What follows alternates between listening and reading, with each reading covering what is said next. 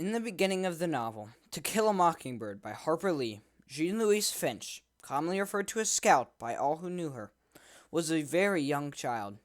She acted extremely immaturely and got into several fights on multiple occasions, the most notable of which being with Walter Cunningham.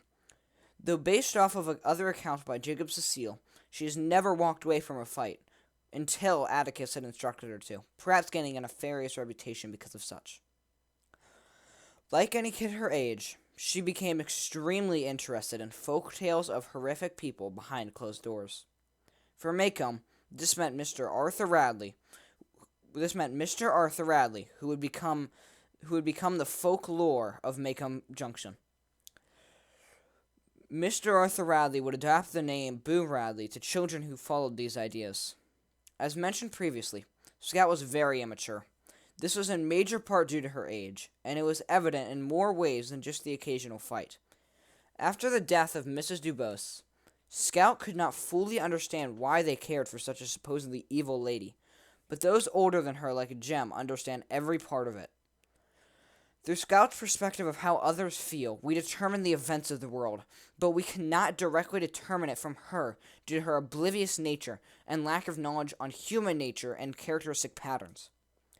Scout also demonstrates several other characteristics young children have. Young children tend to take things at face value and assume that that is what is meant.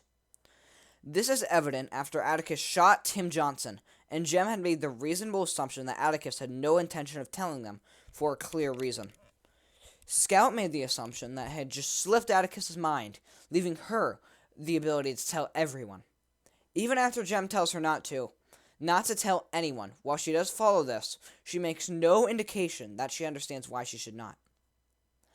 In conclusion, during the exposition to the novel by Harper Lee, Scout is a very immature and oblivious young child who fails to see a lot of the nuanced concepts occurring in the world around her.